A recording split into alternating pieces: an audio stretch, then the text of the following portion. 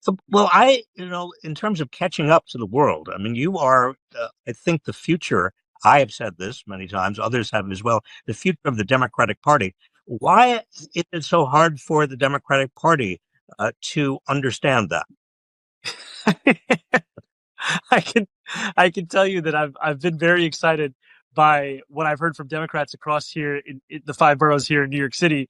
And I think, part of the resistance to the idea that the Democratic Party could return to being a party of an affirmative vision that fights for the dignity of working people is that there have been a lot of people who've made a lot of money over the last few years in having a purely oppositional framework of what it is that we stand for. Well, there's an example with Mamdani going on, something that I've been observing with the political coverage in this country from the mainstream press, which is that there's something having to do with Mamdani calling a family friend aunt, like an aunt. Sometimes we do that with family friends. Right. We refer to them as aunt and uncle, even though they're not blood relatives. Right. So there's some huge scandal around this Oh. where that one thing now is going to get elevated to the same level of coverage as the thousands of daily Donald Trump trespasses against the Constitution, the rule of law, presidential norms. Did you know? And that's the danger. That's the inequality, the false equivalence that we face with political coverage these days. That's why Democrats sometimes can't get a foothold. Yeah. In Did you know Zohran once ate with his hands? So anybody currently eating pizza or a burger or anything, or a taco, drop it immediately because absolutely. And you retweeted the remains of the East Wing were hauled to Smith Industries scrapyard, where hoisted heaps of twisted refuse into one machine, spitting out bite-sized pieces that could be sold. And you said, "Holy Christ, they're leaving nothing intact." Oh my God! Yeah. Are they going to sell pieces of rubble, the ones he didn't use at the golf course he wants to? I'm just like, oh my God! Of course they are. Yeah, It's they're the going to oldest sell it to scam the in rubes. book. Exactly. How many people have been scammed over the years to the genuine slivers of the cross scam, where you send in $50 and they send you a genuine sliver of Christ's cross? Did you see the latest baseball bat or the latest timeshare is Trump's going to. It's so people the rubes can bet on election outcomes. He's probably he's opening a betting site. Yeah. It's all such a gigantic grift. It's tent revival grift. It's televangelist grift. Yeah. They're just, the Republicans for years have been adapting what's been happening in a lot of areas of the country where you get these like traveling tent revivalists and faith healers going town to town, bilking people out of their life savings with the promise of a miracle or some sort of healing. And it's obviously a scam. There's a great Steve Martin movie about that called Leap of Faith. And if you watch that movie and you apply politics instead of religion to it, you're like, okay, well, there it is. It's all laid out for us. I get it now. So, meanwhile, back on Earth One, as we say, you retweeted Governor Beshear, Congressman McGarvey to hold press conferences. Kentuckians face drastic premium spikes during open enrollment. And you just said MAGA will blame Democrats for premium spikes in 5, 4, 3, 2.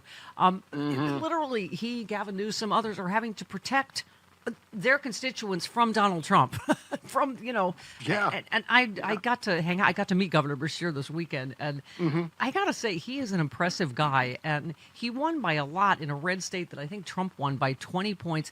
And to your other post today, Bob, he didn't throw trans people under the bus to do it. He talked about that at this event we did this weekend. He found a way to handle that issue. But go ahead. Oh, yeah. Well, Andy Beshear has figured out the secret sauce. Yeah. How a Democrat gets elected statewide in a very, very red state. We all know that on election nights, Kentucky is the first state that gets reported during presidential elections. And we always know, okay, that first state's going to be a Republican call. They're going to, whoever the Donald Trump in this case last year, Kentucky.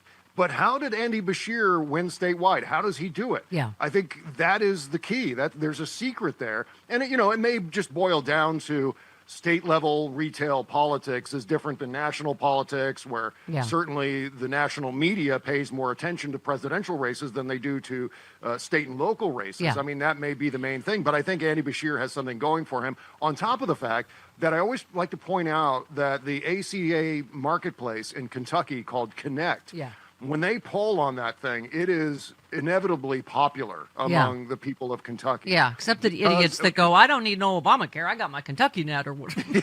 That's exactly right. Unless they call it Obamacare, then it's unpopular. Right. But when they call it the Connect, then it's very, very popular. So, but to your point, you said you retweeted Gavin Newsom says he wants to pass legislation banning trans people from playing sports in California, and you just said never any discussion of fairness regarding post-pubescent boys playing at the same level as prepubescent boys, which has been a thing forever, or exceptionally tall, large girls playing with average-sized girls. The anti-trans sports thing is almost entirely about patriarchy and bigotry, not fairness. I use you, as you know, as a living example all the time. You are a man. You've always been a man, including when you were 8. And you were 17 times larger. In every picture from your childhood looks like Gulliver's Travels. I'm surprised you were allowed to play any sport ever. Because... To paraphrase Pete Holmes, you could fit inside of me. Like, you could open me up like a cello case and be in, like, live inside there, almost like Luke Skywalker in the Tauntaun. That would, but that's how tall, big I am. Yeah, right. But I mean, and somebody said the issue is a complete loser for Democrats. I understand why this upsets the left, but this is the political landscape. And you said, you hit a great point, Bob. You said Democrats aren't running on the issue. They didn't last year. They aren't this year. They won't run on it next year. But that shouldn't prevent citizens and activists who believe in equality and inclusion from supporting trans rights and debunking pernicious MAGA lies. I mean, you know, because that's the thing. It's always a lie. It's that they're doing surgery on your kids to go to school and they're coming home a different. I mean, it's always based on a ridiculous lie, not even a real issue, right? Right. And my ongoing recommendation is that, I guess I grasp how the political strategy is guiding Democrats away from talking about the trans community, talking about everything that has to do with the MAGA attack on trans people. But at the same time, I feel as though the Democrats can talk about it. They just need to figure out a better way to talk about it, better messaging for it, because, you know, just ignoring a basic equality and inclusion issue runs contrary to, I think, being an open-minded, progressive-minded person. So, I understand why Democrats aren't touching the issue right now, but to actively run against the trans community, I think is also a mistake and sells out our values a little bit. Bob, but it also doesn't preclude the idea that those of us who aren't running for office should be talking about it. I think we should. I think we should continue to talk about it. We don't have to campaign in red districts or campaign in red towns in our area. You know, that's not a thing for us. So we got to keep talking about it. We got to make sure it's fresh in people's minds. To our point about the tennis ball machine of news. As we were talking, Chris handed me hot off the press. Trump does Indian accent impression of Indian Prime Minister. Oh, no. Oh, yeah. Oh, did he do the Apu voice? He did. Oh, God. I can't even read that yet. Okay. And he didn't stop himself, because there's... Just to be fair, there's a clip of Joe Biden that I've played on my show where this was during when he was vice president, and he was talking about how call centers are moving overseas. And he almost did an impression of someone who is employed by an overseas call center. And stopped himself just a couple of words in, realizing, I shouldn't do this. You can hear the brakes against the pavement. You can hear the record rip going across. And he stopped himself. But I'm sure Donald Trump leaned way into this. As I recall, Jim Ward used to do that quite often. Well, hello, I am in Bangor, Maine, not Bangalore. Hello. Oh, boy. Oh, dear. Something else, by the way, that'll just get flushed down the memory hole. 24 hours from now, that'll be distant memory. We just won't even, can't even track this stuff anymore. Can I just say, to your point, you love New York Times pitch pot, to your point about the media and all these issues. It said, we wanted to understand what a Zohran Mamdani administration would mean for New York. So we talked to a Kentucky woman who once tied for 5th place in a swim race with a transgender woman and got really mad she didn't get to hold the trophy.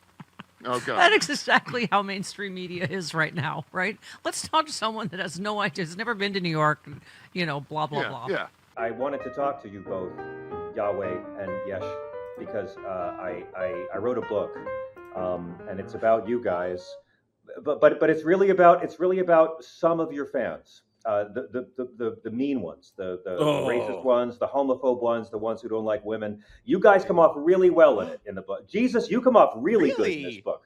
I've heard that when people talk about the Bible, they tell me that God, you come off really well. said no one ever. Jesus comes off really well. Yeah. No, God, you're very impressive, God. I don't want to say the wrong thing, but you there's some moments, Almighty, where you're kind of the alcoholic step God. You know what I'm saying? But Jesus, he's chill throughout. Like he's proof of evolution. But John, people have been twisting my message, right? And that's what this book is about. It really is, Jesus. I mean, I've gone through this book of yours many times. You never said anything against the gays. You never said anything against women having to be forced to be pregnant. I mean, you're not against abortion. You're against the death penalty, Jesus. I know that. You're like your dad in that you tell us to welcome the stranger. Yeah. I mean, the right people are twisting my message left and right, and we can't take it anymore. So we're so excited to have this book, a really rock solid resource to show people what the Bible actually says. And that's why we love you, John. You're spreading our true good word. Simon & Schuster's Avid Reader Press presents Separation of Church and Hate, the bold, hilarious new book from John Fugelsang.